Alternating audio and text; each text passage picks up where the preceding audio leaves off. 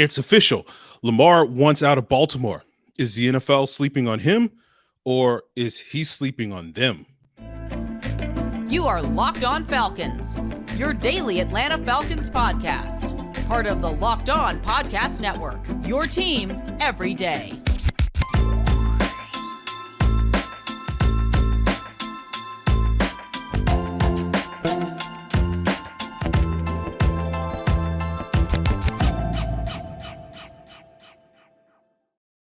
So, guys, you know me. I'm Aaron Freeman, a.k.a. Mr. Drew, a.k.a. Sirius Black, and, of course, the very humble host of this illustrious Locked On Falcons podcast, your daily Atlanta Falcons podcast, part of Locked On Sports Atlanta, your team every day. And we thank you guys for making Locked On Falcons your first listen each and every day. Of course, you can subscribe or follow for free on YouTube or wherever you listen to your podcast to get the latest episode as soon as it's available, where you can also get the latest episode on your Roku and Amazon Fire TV by downloading the Locked On Sports Atlanta app on your Roku and Amazon Fire TV. So later on today, we'll be talking about the Falcons' needs heading into the draft. Now that, free agency is seemingly winding down, the Falcons did sign a defensive lineman earlier today. We'll talk a little bit about him a little bit later in the episode when we break down some of their team needs. But of course, the big news of the day was finding out that Lamar Jackson officially wants out of Baltimore. And of course, this only reinvigorates the conversation over whether or not the Falcons are one of several teams that are, being foolish for not going after Lamar Jackson, with Lamar announcing via Twitter this morning on Monday that he originally requested a trade from the Baltimore Ravens back on March 2nd. So again, that seemingly officially knows that Lamar wants out of Baltimore, is looking to move on and hoping that the Ravens will acquiesce to those demands. But other than that, which I think we kind of was already kind of implied, there's really nothing new about this information, at least as far as I see it, because essentially nothing really has changed all that much from when the Ravens slapped the non-exclusive franchise tag on Lamar 3 weeks ago. That meant they were open for business at that time. A team could sign him to an offer sheet, give up 2 first-round picks if they were successfully able to sign him to a deal that the Ravens would not match. And so I guess technically this trade means that you cut out the middleman, which is in this case the offer sheet. And so now, a team can negotiate directly with Baltimore or with Lamar, get him to agree with deal, somehow get Baltimore to agree to that or whatever. But, I think you still have to kind of negotiate a contract with Lamar Jackson. And it feels like one of the bigger concerns that has emerged over the last year or so when it comes to trying to negotiate a deal, at least if you hear how the Ravens tell it, is the lack of urgency when it comes to Lamar getting to the negotiating table. They had comments earlier this offseason that, it takes 2 to tango in terms of trying to get a deal done, implying that Lamar is not really a willing dance partner in that regard. And again, maybe this is the reason why he has not been a willing dance partner in that regard. But I think when we think about the lack of urgency on Lamar Jackson's part, at least that has been levied at him by the Baltimore Ravens organization, I think today's news actually revealed really the cause of that, which is that Lamar Jackson loves to nap, right? We heard this from Chris Mortensen. He tweeted, "A few teams, owners included, have discussed Jackson's case. One team was hesitant regarding the number of games or snaps and practices missed the last 2 to 3 years versus the money invested. Also wonder whether his sleep habits and nutrition contribute to his absences. Nobody speaks ill of his character." So I began to feverishly Google Lamar Jackson's sleep habits and nutrition because I'm like, this is the first I'm hearing of this being a thing. And I learned that Lamar Jackson loves to nap. And I think what we're learning from NFL teams is clearly you cannot be a leader of men if you're constantly yawning in the huddle. And I think that's why we understand that NFL teams are not really jumping for Lamar Jackson, right? And I'm Googling and I'm finding out more information, and I'm like, there's some smoke here, guys, right? I read a couple of reports that during his bye weeks, Lamar likes to catch up on his sleep. He's not putting in the work during the bye week. He's just sleeping the whole time, right? I'm reading about his nutrition. I saw that the first meal he had after winning the Heisman so many years ago was chicken wings, right? His pregame ritual, guys, is eating shrimp Alfredo. That's what he eats before every game. And so I really do feel vindicated now from my previous assessment of Lamar Jackson in questioning his ability and his upside as a passer after discovering this information, because I infamously called Lamar Jackson on a previous episode. He's basically Kirk Cousins as a passer, but the difference is that he can run. And now I feel like, Lamar could really take his game to the next level. He could be Tom Brady, but could run if he just got a better night's sleep. And of course, guys, if you're not picking up what I'm putting out, I'm being sarcastic, right? I know it's hard to tell sometimes here, but it is clearly the NFL is scraping the bottom of the barrel to basically justify why they are not going after Lamar Jackson. We all kind of know it ain't about the nutrition and the sleep habits. It's about the guaranteed contract, guys. That's what it's been from the start, Now I know Lamar and parties close to Lamar and all that stuff, or saying he doesn't want a fully guaranteed contract. That's not true, all that stuff. But perception is reality. And again, reality is collusion, if that's what you want to go with. And so, again, being serious though for a second, nothing has changed with this information when it comes to the Falcons and Lamar Jackson. Sure, could the Falcons still go after Lamar Jackson? Yeah, just like they could have gone after Lamar Jackson at any point in the last 2 weeks, which they haven't done, right? And, because of that reason, I don't think the Falcons will go after Lamar Jackson. They're no longer the team that's everybody's going to say is the front runner because of the cap space, right? They spent a good chunk of their cap space. They still have a decent amount left, but they're not even in the top 5 in terms of NFL teams with cap space. They already devoted some of that to a new quarterback in Taylor Heineke, right? This is a team that has 3 quarterbacks on the roster. At no point during the Arthur Smith era has they carried more than 3 quarterbacks on the roster. So it doesn't feel like the Falcons, based off of 2 years of precedent, are shopping for a quarterback, although they did meet with Anthony Richardson or plan to meet with Anthony Richardson for a top 30 visit. So they're going to do their due diligence on this quarterback class. No surprise there. So, I don't see the Falcons giving up multiple first-round picks and paying, a significant amount more money for a quarterback that likes to sleep. So we'll see how this saga ends with Lamar Jackson. It's not going anywhere for a while, basically until the middle of July, as I understand it. Until when franchise tag players can, basically have to go or get off the pot, as they say, with that regard. So we'll see what develops over the next 3.5 months. At this point in time, we'll see if any other team, any NFL team, including the Falcons, go after him. I don't think it's likely.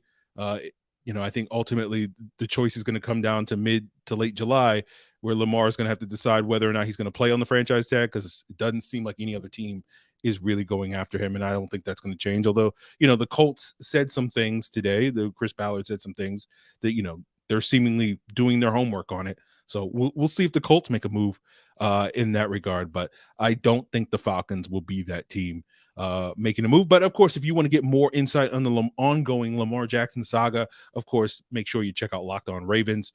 Kevin does a great job covering that stuff every single day. But today on Locked On Falcons, we're going to move to something that's a little bit more pertinent to the Atlanta Falcons, which is with free agency winding down, what are the team's 5 biggest needs? And then we'll talk about a 6th biggest need in the conversation. And we'll get into all of that, guys, as we continue today's Locked On Falcons. But the tournament is heating up, and there's no better place to get in on the action than FanDuel, America's #1 sportsbook. And new customers get a no-sweat first bet up to $1,000. That means if your first bet does not win, you will get bonus bets back. All you got to do is download the app or go to FanDuel.com/lockedon to sign up and claim your no-sweat first bet. You can wager on anything from the money line to point spreads to point score to which team's going to be cutting down the nets at the end of the tournament, whether that's FAU, UConn, Miami, San Diego State.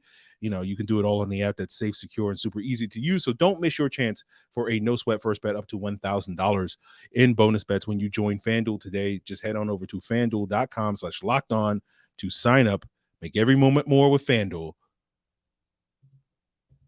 So, guys, continuing today is Locked On Falcons podcast. Let's talk about the Falcons' 5 biggest needs. And I'm approaching this because, I occasionally check out, when I go to my go-to draft podcasts, of course, Locked On NFL Draft, Locked On NFL Scouting with the draft dudes. Those are 1 and 2. On a daily basis, I have to decide which one's going to be my first or second listen, right?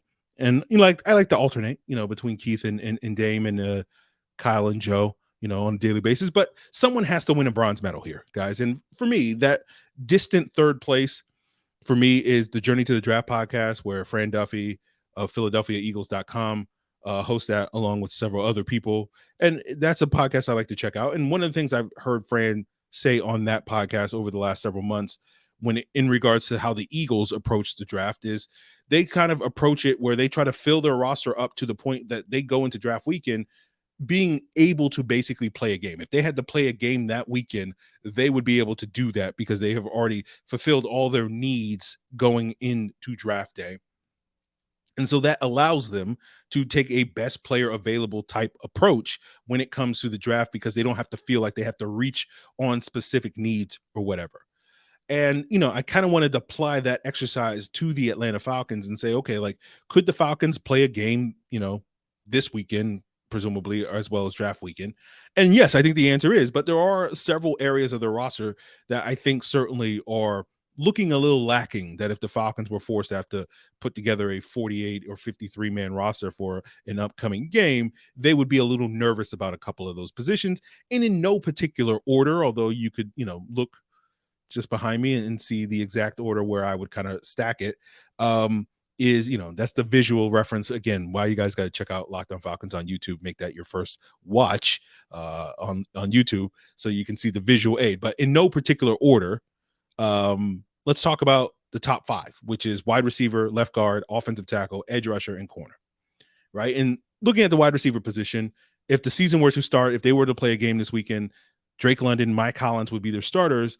And then their number 3, number 4 receivers would be either Frank Darby, Jared Bernhardt, Rashawn Henry, and obviously I don't know if that's really the ideal. No offense to Bernie Sanders and everybody's favorite Frank Darby.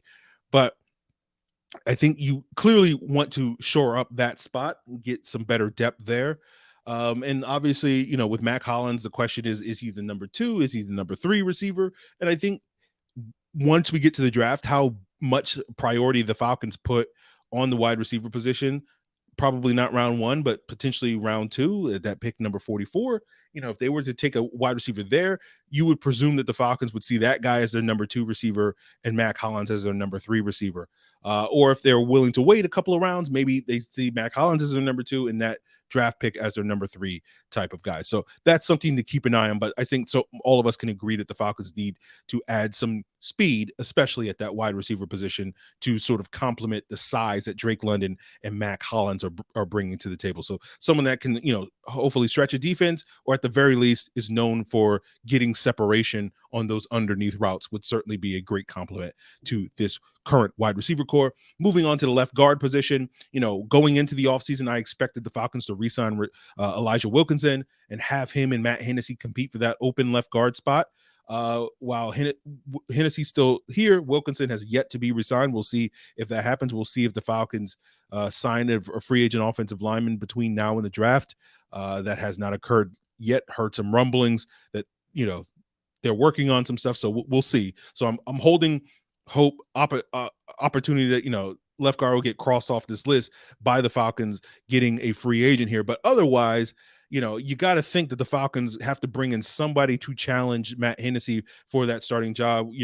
Just handing the job to Matt Hennessy off of 2-3 starts last year is probably not a great plan. It can work. You can do it if you needed to, but I don't know if you want to have him uncontested, or basically what we're learning, the Falcons either are convinced that Jalen Mayfield or Justin Schaefer are about to make a big year 3 and or year 2 jumps that could be the guy that could compete with Matt Hennessy. But based off what I have seen from those 2 younger players, if that's the case, then, we can already write in ink that Matt Hennessy is probably going to be the starter this year at left guard, assuming he can stay healthy. But moving on to the other offensive line position, offensive tackle, where the Falcons need a swing tackle. Yes, they did bring back and re-sign Jermaine Ifedi, but as I explained several times last summer when they brought Jermaine Ifedi to camp, Jermaine Ifedi has spent his entire career playing on the right side of the offensive line, either at right guard or right tackle, going back to his days at Texas A&M. And that's the whole reason why the Falcons went out and signed Chuma Edoga ahead of the 2022 season, because they needed a swing tackle that could play both left and right tackle. And Edoga had that experience. Ifedi does not have that experience. And so basically, they're right back to where they were in August, where they needed to go out there and find a new swing tackle. And without them signing that player in free agency between now and the draft, again, that's something that you would think that they're going to prioritize in the draft. And because the offensive tackle position is a premium position, I would not be surprised, guys, if they use a higher pick on a quote unquote depth guy, a third or fourth round pick on a quote unquote backup. Then I think a lot of people sort of assume they would, given the presence of starters like Jake Matthews and Caleb McGarry that are entrenched in their roles for the coming years. Moving on to the defense side of the ball, where I do think probably the priority is given, the major concerns that the Falcons have on the defensive side of the ball and trying to get that unit to the next step. They've already invested significant resources there in free agency, but they still need to do more in the draft, and that starts with edge rusher. They just need more juice as far as their pass rush goes. I can't imagine the Falcons being content with the same four guys that they had a year ago that were not providing a ton of pressure, from that edge rusher position in Lorenzo Carter, Arnold Ebiketie, D'Angelo Malone, and Ade Ogundeji, and just running it back with that same group. So I expect, while I think they do expect, jumps from Ebiketie and Malone in year two, maybe they think Ogundeji is going to make a jump. You got to imagine that they're going to prioritize adding someone else to that room in the long term. And, they did sign a player today in Joe Gaziano, formerly of the Los Angeles Chargers. And Gaziano has inside-outside versatility. He can either be a big defensive end at 275, or he can be an interior player. And so that gives you some added depth and some versatility, a guy that certainly can come in and potentially carve out a role, especially if the Falcons are looking for some of those bigger D-ends that we've been talking about all season long that you may think that they might bring in with Ryan Nielsen. But I do expect at this point in time, edge rusher will be prioritized. And right now I still feel like Tyree Wilson at that 8th overall draft selection is a pretty good bet, but we'll see how that changes over the next 3 to 4 weeks.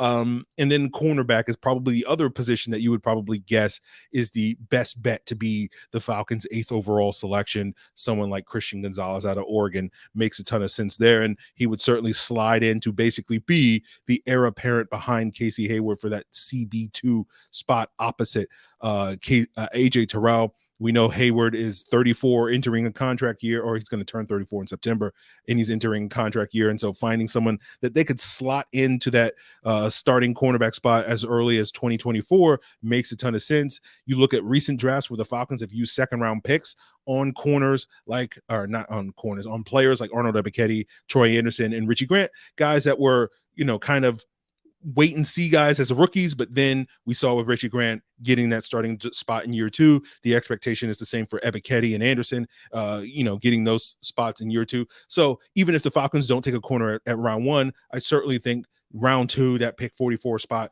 makes a ton of sense for the cornerback to basically, even if that's guys going to be a stash for a year or two, that makes a ton of sense to follow suit on the precedent that has been set the last couple of years. But those aren't the only needs that the Falcons have. And we'll talk about, the next need on the list, right? The number 6 need, because I think it just like these other 5 positions, I think for the most part, most of us would agree, yeah, these are holes on the roster.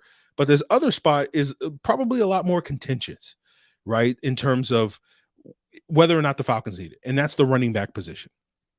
And yes, the Falcons could absolutely play a game this weekend or on draft weekend without a new running back. But the question I have is, should they want to play a game upcoming without a new running back? And we'll break exactly what I mean by that down on today's Locked On Falcons. But guys, let's talk a little bit more about Lamar Jackson and his struggles to stay awake. I think it's a lack of energy, right? And, sleep issues, nutrition issues.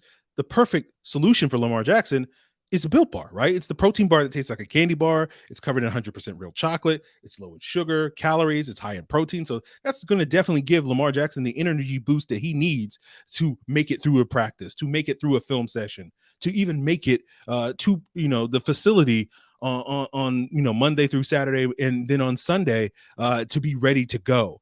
And of course, Lamar can head on over to Sam's Club or Walmart or, built.com to get himself a Built Bar.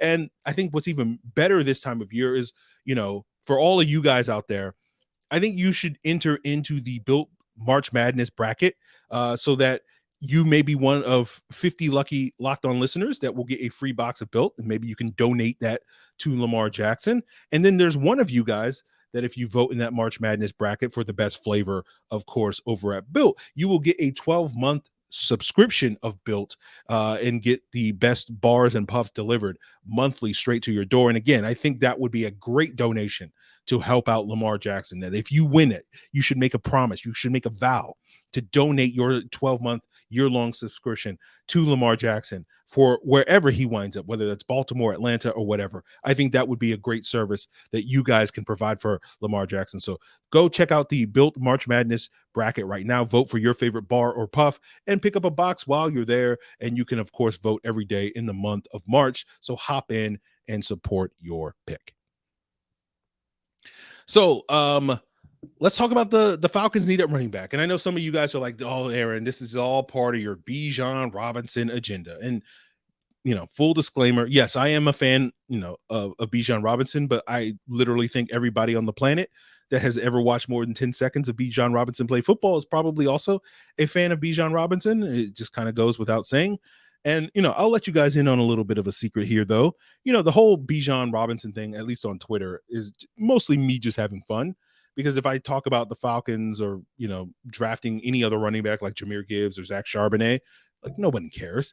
But if I say the Falcons should draft Bijan Robinson, my mentions blow up for like 2 to 3 days. And so I just enjoy poking the bear. That's mostly what that's all about.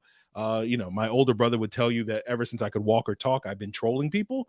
And so, I'm just doing what you love. Do whatever makes you happy, right? So that's as far as that goes. But, I think the Falcons do need help at the running back position, because when you look back, whether you look at the last 5, 10, or 20 years, if you look at the most successful rushing teams in the league, there is never, or I wouldn't say it's never, right? Derrick Henry does exist, Jamal Lewis, when 2,000-yard rushers do exist from time to time. So like it is occasionally somebody running back doing it all on his own, right? Getting 350, 400 carries and just basically putting the team on his back and carrying them to 2,000 yards rushing. But other than that, like when you look at the history of the teams that have the best rushing attacks, like basically, unless your running back is going to run for 1,800 plus yards or 2,000 yards, a single guy cannot carry it alone. You look back over the last 20-ish years, you look at the best rushing attacks, it's always two guys. It's always two guys. Now, most commonly, it's a running back and a quarterback, right? Justin Fields last year, Lamar Jackson, Michael Vick, if you want to go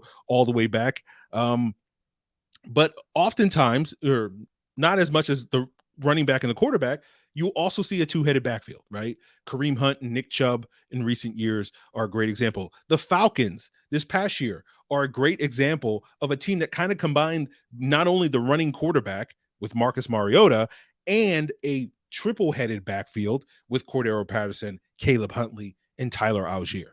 And that's the thing that's fascinating to me is like people act like Tyler Allgeier just like single-handedly carried the Falcons rushing attack and so therefore can single-handedly do it again in 2023 without help. And like that's not the case. And it's funny to me because like a lot of people, especially when people talk about, not taking a running back in the first round, they look at someone like Zeke Elliott and like look at Zeke, and like what they don't understand is like Dallas grounded Zeke into dust for the first 5 years of his NFL career. That's why he's tapered off so much the last couple of years, right? People don't realize he averaged 19.9 carries per game for the first 5 years of his career, guys, right? And he only missed like 5 games due to injury in that entire period of time. They just ground him to dust. And what's funny about this is like all the people that like think like, this pro Bijan Robinson agenda that I have is like, oh, you just secretly hate Tyler Allgeier. You weren't that high on him when we drafted him. And this is all just because you hate Tyler Allgeier. And it's like, I don't hate Tyler Allgeier. In fact, you hate Tyler Allgeier because you just want to grind him similarly into dust over the next 3 years by basically forcing him to have to carry the ball 20 plus times every single week to carry what the Falcons want to have, which is a top tier rushing attack. And I don't think you can rely on Cordero Patterson like you did a year ago, where he had 144 carries, right? He's going to be 32 this year. He's never, as I've pointed out before, there's never been more than 4 games in his entire career, guys, where Cordero Patterson has gotten 10 or more carries in more than 4 consecutive games without getting hurt. I don't think you can rely on Cordero Patterson to be your reliable RB2 for an entire season. And then I don't think you can rely on Caleb Huntley to fill in, the gaps if Patterson winds up getting hurt again, because Huntley's coming off an Achilles tear. Guys, that is not an ACL tear. ACL is not short for Achilles. They are 2 completely different injuries, and one is certainly more severe, especially for the running back, when history tells us that it's not just, oh, well, you can come back in 9 months and just basically pick up where you left off, like it seems to be the case today with ACL tears. This is an injury that running backs historically take 2 or 3 years, the better part of that time period, before they start to look like their old selves. And again, I don't want to doubt Caleb Huntley. The fact that the man played a single snap with a ruptured ACL is an indication of how tough a player he is. So I don't want to sit here and say he can't do it, but I'm sitting here going, like, you're betting on a guy doing the thing that no other running back has done in like ever. Okay, to me, I would call that a bad bet. I don't know about you, but I would call that a bad bet. So I feel like the Falcons, need to draft a running back. And to me, my opinion is, right, if this team doesn't draft a running back in a strong running back class, by all indications as this is, and I will basically confirm that this is a very good running back class, that you will have plenty of options on day 2, day 3 of this draft, especially if you're out on the Bijan Robinson thing, right? You can be out on the Bijan Robinson. That's fine. Okay. Again, we're just having fun on Twitter, right? But you shouldn't be out on the idea of taking a running back on day 2 or day 3 of this draft. This is a very rich running back class. And again, I think if the Falcons pass on that, they are an unserious football team, because it goes back to a point I've made time and time again on this podcast over the year about depth. What actually is depth? Most people assume that depth is, oh, you just have quality backups. And while like no one's going to sit here and complain about having starters as your backups, that's certainly a good problem to have. That's not really what depth is in the NFL, because that's not realistic to think that you can have 44 starters on your NFL roster. It's just not possible, right? What depth is basically when you lose a starter, when the backup comes in, you don't have to change how you play football, guys. And so with the Falcons, their identity, the way that they want to play football, is they want to run the football. And what happens if Tyler Allgeier, getting 20 plus carries a game every single week, what happens if he gets ground into dust and misses a couple of games? Are you going to feed Cordero Patterson 20 plus times a game? Are you going to feed Caleb Huntley coming off an Achilles tear 20 plus times a game? Are you going to feed Avery Williams 20 plus times a game? Is that how you're going to play football? Okay, good luck with that, my friends. And so that's the point I'm trying to make, is you have to bring somebody else in this room that's going to allow you to be able to at least split up the 20 plus carries much better than, 6, 6, 7 or whatever the math tells me it is, right? So bringing another set of fresh legs that Patterson doesn't have, that Huntley doesn't have, that Avery Williams, 1 year playing the position, doesn't necessarily have, to me, makes total sense. So I will continue to pound the table to say that running back is a need for the Falcons. Is it the priority? Is it one of their top 5 priorities? No. But the Falcons should absolutely take advantage of a strong running back class to build upon a strength of their roster, because it is the core identity of this football team, being able to smash every single opponent in the face. And they had that last year. They may not have it this year. And so you want, what's the worst case scenario? Oh, you draft a running back in the 4th round and he's an insurance policy in the event of an injury that always occurs at running back position. What's the downside of that? You tell me. So by all means, guys, let me know how you would stack your team needs list. Do you agree with these needs? Do you think other positions? I'm sure some of you guys think quarterback should be on the list. You can see behind me, how I would order 1 through 10 on the needs list. Let me actually look. What did I put? edge rusher 1, corner 2, left guard 3, wide receiver 4, swing tackle 5, running back 6, safety 7, linebacker 8, nose tackle 9, and fullback 10. You got to get the fullback, right? Can't go anytime. Not the fullback. So there you guys have it. Those are how I see the Falcons team needs.